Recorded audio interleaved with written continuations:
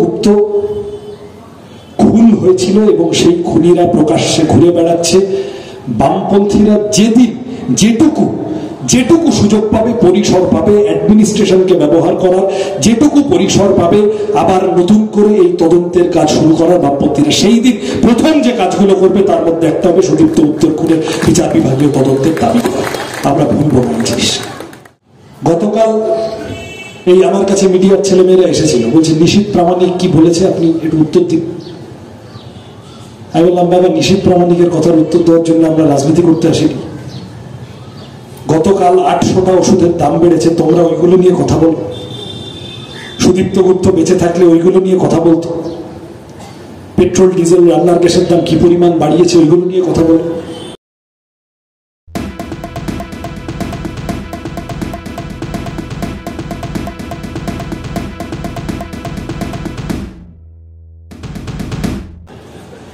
সুদীপ্তদার হত্যা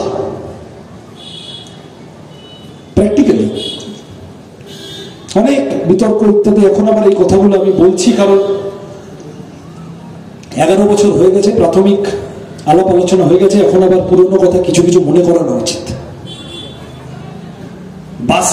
বাসে একটা লট মব যদি আটক হয় তাহলে তার নিয়ম হচ্ছে পুলিশের লোক সেই বাসের দরজায় দাঁড়িয়ে থাকতে হয় যাতে কেউ ছিটকে বেরিয়ে না আসে। সে পুলিশের লোক কোথায় ছিল? প্রেসিডেন্সি জেলের কম্পাউন্ডের ভিতরে। ওই ল্যাম্পপোস্টের হাইট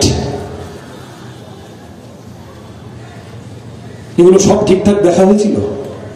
এখানে আমি দেখছিলাম পিছনে আমাদের সাথে ছাত্র আন্দোলনের দীর্ঘদিনের সহকর্মী তনুশ্রী মণ্ডল দাঁড়িয়ে আছে। ওরা প্রত্যক্ষদর্শী। এখনো যদি আপনি পুরনো খবরের চ্যানেলের ভিডিও দেখেন দেখবেন তনুশ্রী দিদির বক্তব্য, কিভাবে কি হলো, কোথায় লাঠিটা পড়লো, কিভাবে খুন হলো, সামনে দাঁড়িয়ে দেখেছে। সুদীপ্ত গুপ্ত খুন হয়েছিল এবং সেই খুনিরা প্রকাশ্যে ঘুরে বেড়াচ্ছে। বামপন্থীরা যেদিন যেটুকু সুযোগ পাবে, পরিসর পাবে অ্যাডমিনিস্ট্রেশনকে ব্যবহার করার, যেটুকু পরিসর পাবে আবার নতুন করে এই তদন্তের কাজ শুরু করার, বামপন্থীরা সেই দিন প্রথম যে কাজগুলো করবে তার মধ্যে একটা হবে সুদীপ্ত উত্তর খুনের বিচার বিভাগীয় তদন্তের দাবি করা। আমরা ভুলব না এই জিনিস। আমরা এই মৃত্যুটাকে বয়ে যেতে দেব না। অ্যাট দ্য সেম টাইম সুদীপ্তদা আজকে বেঁচে থাকলে 11 বছর পরে কি করত? তৃণমূলের বিরুদ্ধে লড়ত, বিজেপির বিরুদ্ধে লড়ত। গতকাল এই আমার কাছে মিডিয়ার ছেলেমেয়েরা এসেছিল, বলছে নিশীথ প্রামাণিক কি বলেছে আপনি একটু উত্তর দিন। আমি বললাম বাবা, নিশীথ প্রামাণিকের কথার উত্তর দেওয়ার জন্য আমরা রাজনীতি করতে আসিনি। গতকাল 800টা ওষুধের দাম বেড়েছে, তোমরা ওইগুলো নিয়ে কথা বলো। সুদীপ্ত গুপ্ত বেঁচে থাকলে ওইগুলো নিয়ে কথা বলতো। পেট্রোল ডিজেল রান্নার গ্যাসের দাম কি পরিমাণ বাড়িয়েছে ওইগুলো নিয়ে কথা বলো। সাধারণ দুধের প্যাকেট কি পরিমাণ দাম বেড়েছে, দুধের দাম কথা বলো। বিদ্যুতের দাম, ওষুধের দাম, ইলেকট্রাল বন্ডে গোয়েঙ্কার কোম্পানি বাড়তি টাকা নিয়ে সেই টাকা আমার আপনার থেকে নিয়ে সেই টাকা মেরে দিয়ে তৃণমূলের ইলেকট্রাল বন্ডে জমা দিয়েছে। আমাদের ইলেকট্রিসিটির বিল চচ্চর করে বেড়েছে। একটার পর একটা কোম্পানি, ওষুধ কোম্পানি জাল ওষুধ ল্যাব টেস্টে ফেল করছে। বিজেপিকে ঘুষ দিয়ে সেই ওষুধ বার করে আমাকে আপনাকে খারাপ ওষুধ খাইয়ে সেই টাকা বিজেপির ইলেকট্রাল বন্ডে ফান্ডে জমা করেছে। এ কেবল হিন্দু মুসলমানের প্রশ্ন না, কেবল সাম্প্রদায়িক দাঙ্গাবাজি এইসবের প্রশ্ন না, ওগুলো আছে, অবশ্যই আছে। তৃণমূল বিজেপি দুজনেরই পোয়াবারও যদি ভোটটা হিন্দু মুসলমান হয়ে যায়। ওই জন্য তৃণমূল এখন হঠাৎ প্রচন্ড সিএএ নিয়ে রক্ষাকর্তা হয়ে গেছে। তৃণমূল যেখানে দেখছে সিএএ নিয়ে কিছু একটা যদি করা যায়, কিছু একটা সব ছুটে যাচ্ছে হই হই করে। আমি তো এই পাশে 4-5টা বাড়ির পরে এক যুবকের দুঃখজনক মৃত্যুর খবর পাওয়া গেল। আমি তো সেদিন এসে বললাম, তৃণমূলের নেতারাও এসেছিলেন, যে এখন এসে নাকি কান্না কাঁদছ, ব্যবহার করতে চাইছ। কিন্তু যেদিন সিএএ এর বিরুদ্ধে পার্লামেন্টে ভোট হচ্ছিল, বামপন্থীদের সাংসদ কম, তারা সবকটা লোক নাওয়া খাওয়া ছেড়ে পার্লামেন্টে সকাল থেকে দাঁড়িয়ে বিজেপির বিরুদ্ধে ভোট দিয়ে এসেছিল। তোমার যাদবপুরের এমপি মাননীয় মিমি চক্রবর্তী সেদিন সিএএ এর বিরুদ্ধে ভোট দিতে যাননি পার্লামেন্টে। এখন বাংলাদেশে তুমি যত ভোট এগিয়ে আসছে হিন্দু মুসলমান করতে চাইছো, করতে চাইবে, আমি আপনাদের বলছি, খানিকটা সাহস করে বলছি। আজকে 2রা এপ্রিল, সামনে রামনবমী আছে, সতর্ক থাকবেন সবাই। এই এপ্রিল মে মাস জুড়ে বিজেপি তৃণমূলের যৌথ ইচ্ছে হচ্ছে যে কোনো চান্সে ভোটটাকে হিন্দু মুসলমান করিয়ে দিই, বাঙালি অবাঙালি করিয়ে দিই।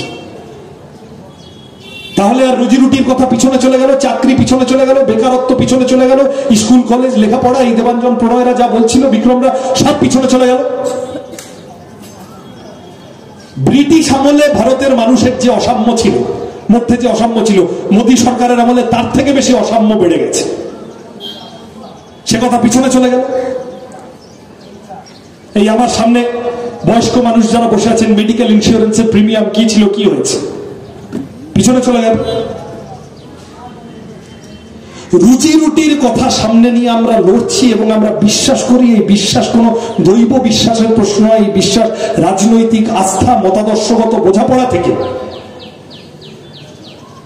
2রা এপ্রিল 2024 যদি এইখানে একটা এসএফআই এর, এআইএস এর, পিএসইউ, এআইএসবি মিটিং হতো, এমনি কোনো একটা মিটিং, এবং সেই মিটিং এ যদি সুদীপ্ত গুপ্ত বক্তা থাকতো, সে উঠে দাঁড়িয়ে অন্ন, বস্ত্র, বাসস্থান, শিক্ষা, স্বাস্থ্য, কর্মসংস্থানের কথাই বলতো, তোলাবাজির বিরুদ্ধে, দাঙ্গাবাজির বিরুদ্ধে। কেন আমাদের ব্যাংকে রাখা টাকা বেঁচে দিচ্ছে, কেন আমাদের এলআইসি বেঁচে দিচ্ছে, বিজয় মালিয়া, নীরব মোদী যে টাকা মেরে চলে গেল, সেগুলো ফিরবে কবে? আমার আপনার টাকা। সুদীপ্ত সেনরা যে টাকা মেরে দিয়েছিল, আমার আপনার টাকা, ফিরবে কবে? ববি হাকিমের ঘনিষ্ঠ লোকের খাটের তলায় বা পার্থ চ্যাটার্জির ফ্ল্যাটে যে টাকা পাওয়া যায়, আমার আপনার টাকা, ওদের কাছে টাকার গাছ নেই। আমার আপনার টাকা মেরে ওরা নিজেদের পকেট ভরায়। এই কয়লা, গরু, বালি, চাকরি, লটারি, বীরপুঙ্গ ভাইপো সম্পর্কে যা যা শুনছেন, আমার আপনার টাকা। ওরা টাকা মারে কিন্তু ওরা কাজ করে বলে কোনো কথা হয় না। ওরা টাকা মারে, ওরা চোর, ওরা টাকা মারে, তাই ওরা কম কাজ করে। যে টাকা মারবে না সে বেশি কাজ করবে, পরিষ্কার কথা। এই চোরেদের বিরুদ্ধে, দাঙ্গাবাজদের বিরুদ্ধে, তোলাবাজদের বিরুদ্ধে রুজি রুটির সমস্যাকে সামনে নিয়ে আসার লড়াই। প্লিজ চুরি করবেন না।